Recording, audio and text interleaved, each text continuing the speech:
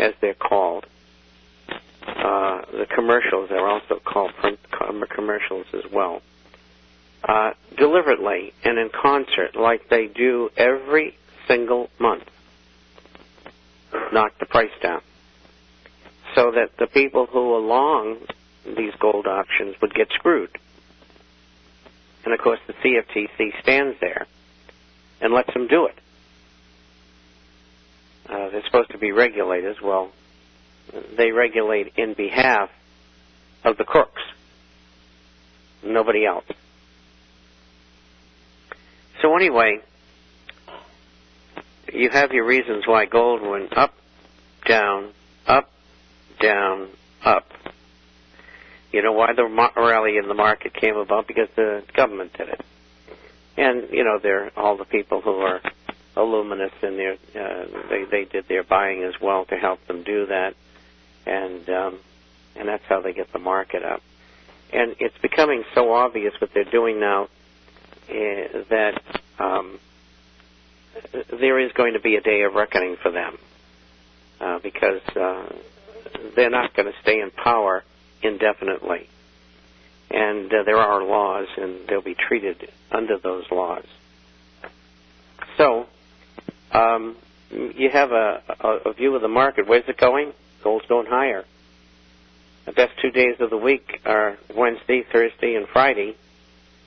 Sometimes Friday sells off a bit, but I think we get two good days ahead of us, and I think we're going to land up in the 950, 60s again here. And I think the market will hold up until after the weekend, and then they're not going to be able to hold it up after that meeting. It's going to be a pretty raucous meeting. I've got some people in Frankfurt and in Paris who are going to be feeding me articles in French and German as to what's going on, because we'll never get them here. And so hopefully over the weekend I'll have some pretty good stuff.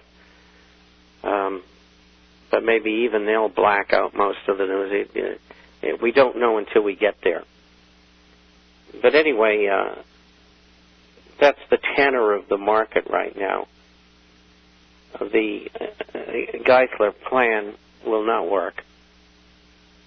And I see some of the so-called nowadays conservative hard money writers taking the other side, which they've been doing all the time. I think they want to sell their publications and their books and their weekly columns or whatever. And they come up with some of the most stupid articles I've seen. And some of them are just really out in left field. And I think one of the writers is insane. And the other guy, I just think he's playing over the hill and his marbles are rolling around in his head. And but anyway, I'm not going to mention who they are. At least one that was really bad has been out of circulation. He lost his publication, which is fine by me. And but anyway, let's move on. Gold's up 930. Silver's up 11 cents in April. Most of the bank stocks and brokerage stocks are up fractions. And I don't know if I mentioned that on the program, but what the big banks have been doing and brokerage houses is calling people who have lent their stock to short those kind of financial stocks, and they're calling in the stock that they were allowed to borrow to be able to go short. And when you call the stock in, it means it either has to be replaced or the position has to be bought in. And that's why you've seen the rally in the financial stocks, particularly Citibank, Goldman Sachs, J.P. Morgan Chase, Wells Fargo. And this week we put a piece out to cover because we knew what they were doing, which is illegal, incidentally. But, you know, they don't care. I mean, you know, these are the kind of things that go on out there. And and there's just absolutely no control over them. Incidentally, I don't have any questions today. How much power does China and Russia have, or influence, I should say, in their rumblings of, I guess there's a few others that are rumbling for the replacement of the dollar for the reserve. Is it just rumblings? Do they have any impact? I think China has a great deal of impact. The Russians might be sitting on $250 billion. The Japanese about $800 billion. This is a combination of different paper. And I'm talking about treasuries and GSEs, Fannie, Freddie, that sort of thing. And the Chinese, I think, are sitting on 1.2 to 1.4 trillion. And what they're trying to do, there's actually you might call it a war going on. The Chinese are trying to run the American financial economy because they stand to lose a lot if the dollar goes totally upside down. And the United States is fighting that. And Geithner spoke today at the Council on Foreign Relations this morning to let you know that they're in the open now, have been for the last couple of years, telling everybody how important they are. And he said that there would be talk of the use of a new international currency unit, or SDRs. SDRs are worthless. I mean, there's nothing behind them. They just created, like euro dollars and yen dollars used to be. And what it is the IMF saying, we're going to make 10 trillion of these things, but there's no collateralization. They're just another fiat currency, if you may. Of course, they don't trade in the market.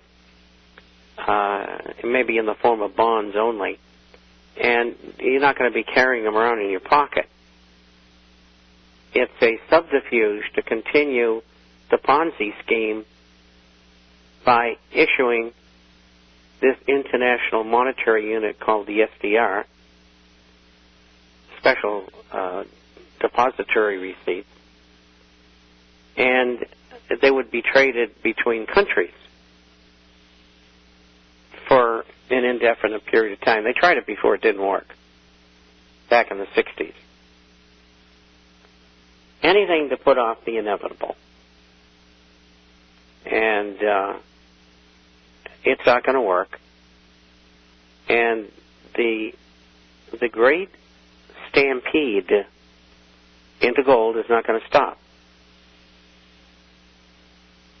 So it's going to continue. And obviously why? The world is full of fiat currency, and at least 5% of the people in the world don't want it. And when the rest of them wake up, you're going to find your gold sitting at $7,000 or $12,000 or $28,000 an ounce. I don't know where. But it sure is not going to be the $2,000 to $2,500 an ounce that J.P. Morgan, Goldman Sachs, Citigroup, and Union Bank Suisse says it's going to. If they can see that near the enemy, you know you're going much higher. They're trying to set a buffer in there already. This is psychological warfare. Those fools on CNBC talk about they don't believe that, China, they believe that China will back off the U.S. because they need our consumers in order to buy their products, and it's just like they are complete fools, aren't they? I mean, sure, China needs our buyers, but our consumers aren't buying. Well, they're buying a lot less than they were before. That's for sure. And the question is how much vitality can be put into the domestic Chinese economy. And I think it's going to fall far short. I mean, you got 30 million people unemployed. I think in the next 2 years, by the end of 2009, I think we'll have 14 million, which is about double what it is right now. It may take a year longer than that, but that's where we're going with this thing. And that's 35% unemployment. And, buying is going to change dramatically. It already has, but even more so.